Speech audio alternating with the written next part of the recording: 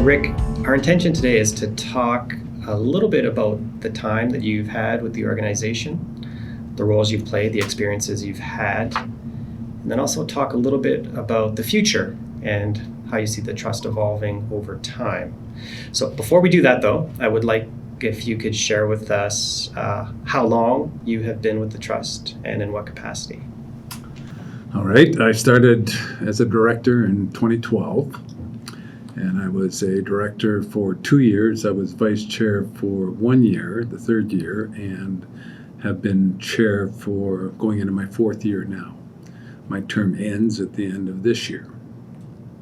And are there other roles that you've played as part of that directorship alongside other partner corporations, for example? Yes, as a director, I was chair of the investment committee and also represent the trust, or am a director of Columbia Power Corporation as one of two Columbia Basin Trust representatives. So there are a lot of different roles we ask our directors to play when they step onto the trust board. But can you sort of generalize your role a little bit, the expectations that have been placed on you and what you see being the most important part of your position? There's multiple roles. One is to chair the board meetings, and we hold 6 meetings a year. The role of chair of the board meetings is to keep the agenda discussions online and the timing, giving each of the directors an opportunity to express their particular point of view on any particular subject, but also keeping it so that the meetings run on time. The role of chair is representing the trust, much the same as your role, on public engagements. If there is a communication that needs to be sent out, it's either the president, CEO, or the chair of the board. So official spokesman, I suppose you could say.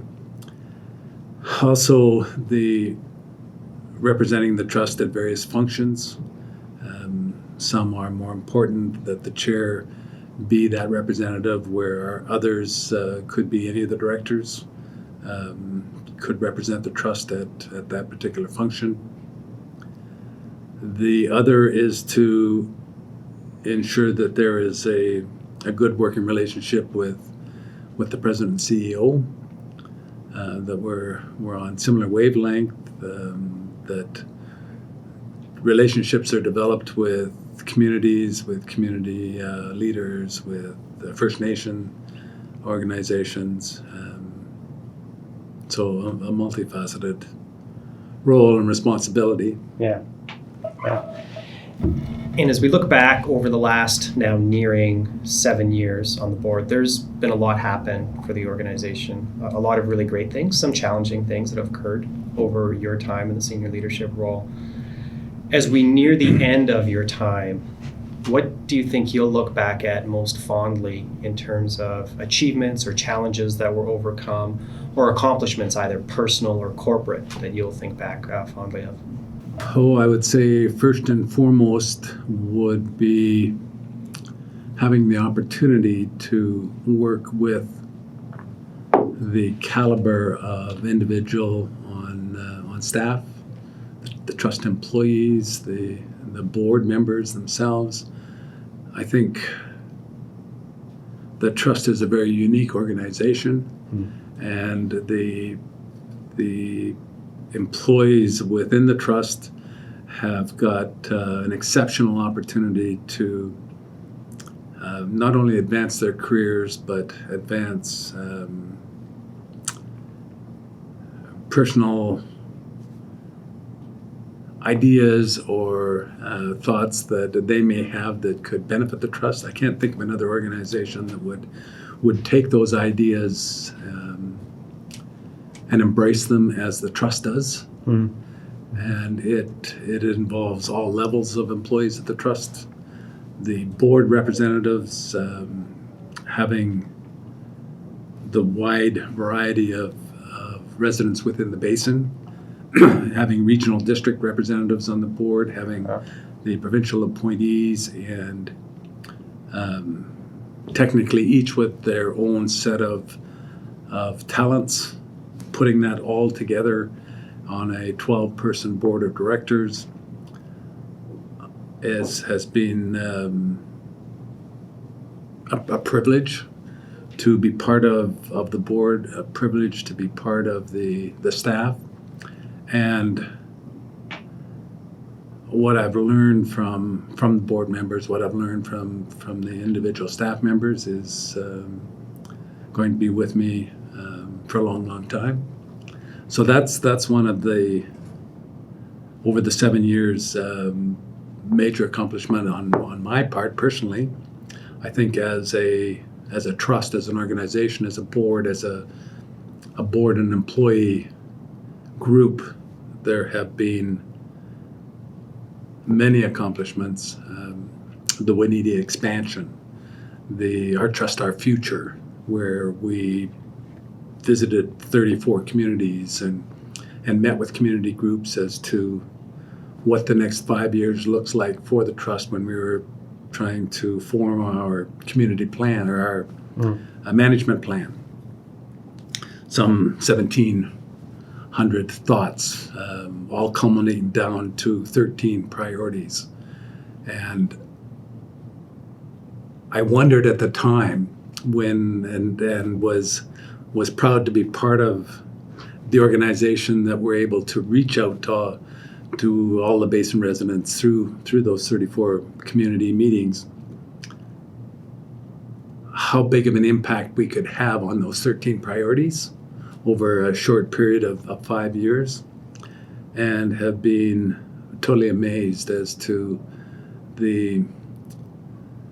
what we've accomplished in each and every one of them, how we have grown each and every priority significance with in anything. As you get into it, there's new information, there's new people come into play with new talents, and they just continue to expand. Plus we've had the income increase that's given us the opportunity to put more financial focus and staff focus behind each one of them. At the end of this year is the end of that 5 years, and there will be a report card as to how we did on the 13 priorities, and it'll be a pretty impressive report card. No, agreed.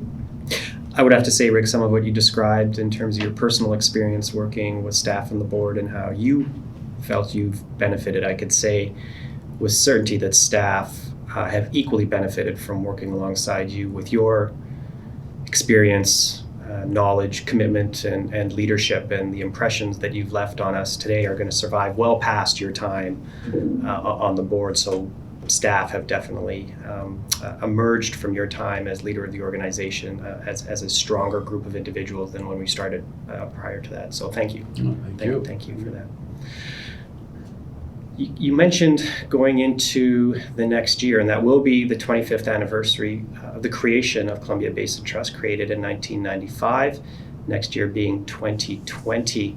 And our world has changed a lot in those 25 years. Our region has changed a lot. Our communities have changed a lot. And arguably, as individuals, we've changed a lot. The things that we value today versus 25 years ago, how it is we'd like to see our communities evolve. Do you have any thoughts on how that has happened and where it has been most prominent, and how the trust has been able to play a supporting role alongside communities and residents to adapt and in many cases even try to incent this change to become better communities? 25 years is a good period of time to develop a history of achievement. And it started as a good idea, and it has evolved into a multi-billion-dollar corporation. Just in the time that I've been involved over that 7 7 years, our annual revenue has gone from $22 million a year to $62 million a year. And what the trust has been able to do with that additional funds. We thought we were able to accomplish a lot. I remember my first year and couldn't believe what the trust was accomplishing, setting the dollars aside. And what I see now that we are able to accomplish because of those extra funds, to the benefit of all the Basin residents in all the various programming and all of the various organizations that we support, all the investments that we make, it has there really isn't a comparison start to now, as I don't think there can be a comparison now to 25 years from now. 25 years from now, when we're looking at a revenue stream that far exceeds where we're at today, the future boards, the future staff, the future direction that collectively is put to the trust and what the trust does and how it does it will create a story that I think if you were to, as 25 years ago, no one could have painted a picture as to what the trust would be like today and come anywhere close. And I think if that challenge was given to any of the staff or any of the directors, you may have a bit more of an opportunity to project into the future more accurately. But I think even yourself, Johnny, to paint a picture what the trust is going to look like 25 years from now, I think we'll all be amazed, and I think we will all be grateful. I think we will all be much better off as a community of the Basin.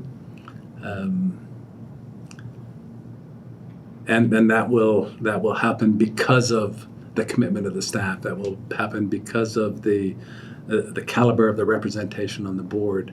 And you've got to recognize that the board is there for governance and oversight, maybe some policy, but it's really the staff that make things happen. And that has been one of my challenges as chair of the board, is ensuring that the directors stay within their role of governance and policy and oversight, rather than get involved in operations, which some of them so dearly would like to do. But it's on a part-time basis that doesn't accomplish what's needed for the proper performance of the trust. Thank you. That's terrific. In large part, that touched on my next question around the future, but I think I'm just going to reshape that a bit, Rick. You've benefited from being part of this organization as it has experienced a lot of change, and there's been a lot of achievements, and you've been so instrumental in shaping the identity of the organization, the people that work here, your colleagues around the board table. Is there any wisdom that you have gained from that experience that you would want to impart to those who will be succeeding you in formal leadership roles, or even staff, or for that matter around the region, that you think will benefit us as we consider what the next 5, 10, 15, 25 years of this organization look like?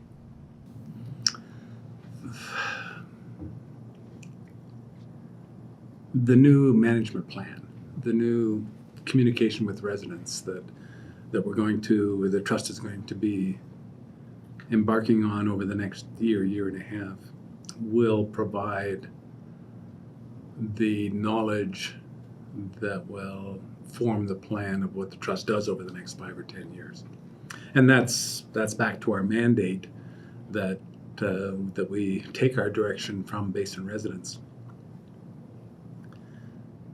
That happened in spades 5 years ago. And now with the additional financial resources that we have, now with the additional staff resources that we have, not only in numbers, but what everyone's learned over the last 5 years, there's just no doubt in my mind that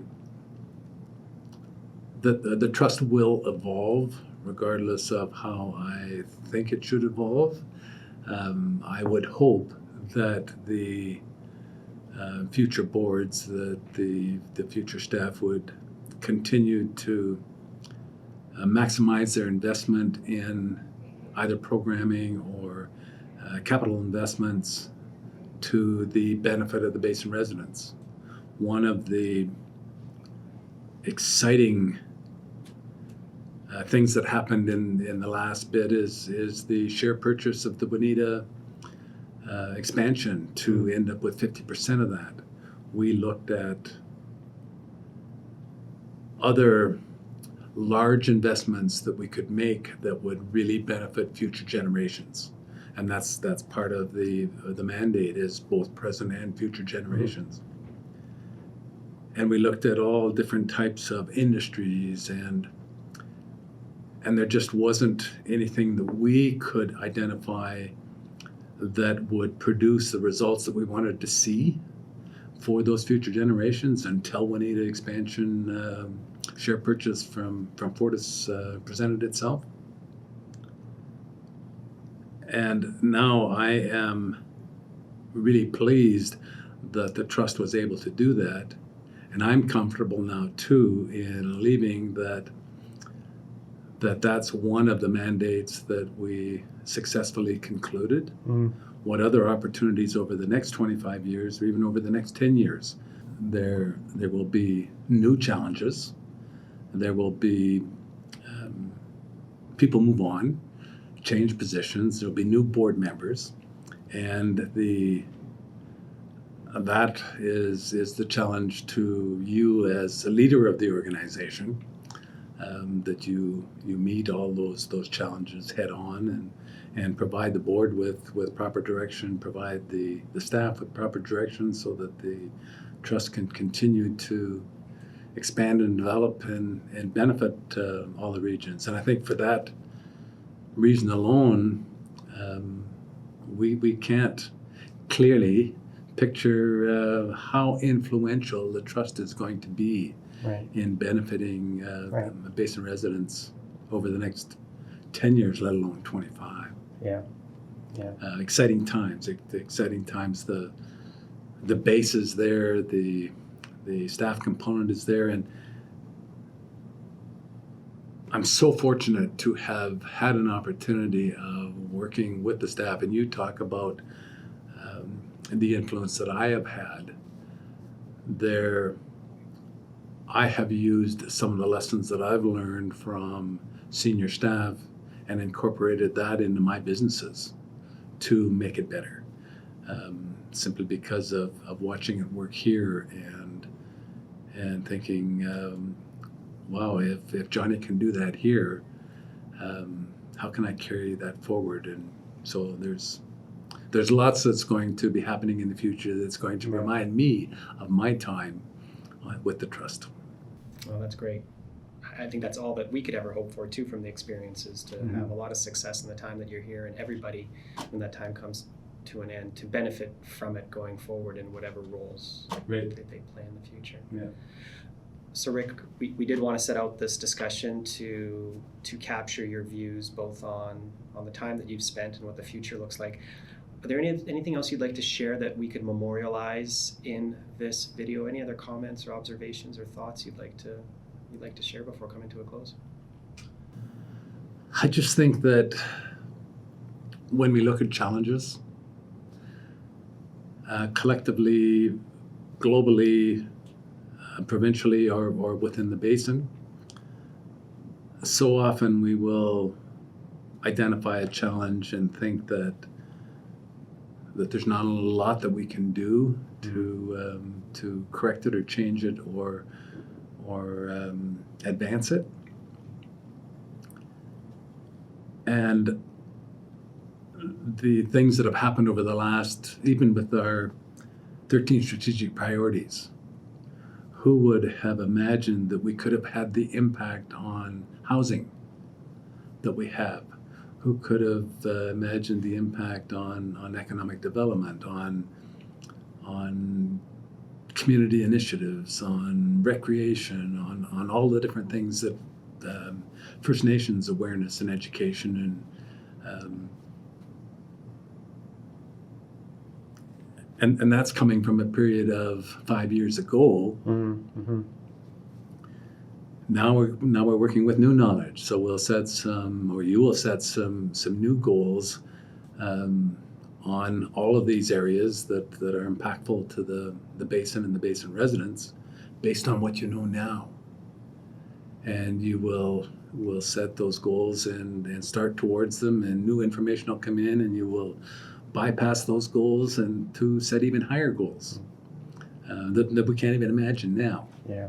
So it's that will continue, and that's the challenge of the boards. That's the challenge of the president and CEO. That's the challenge of all of staff members, and if everybody is behind it, there's going to be no stopping what can happen. Agreed. So thank you for agreeing to this, Rick. Really appreciate it.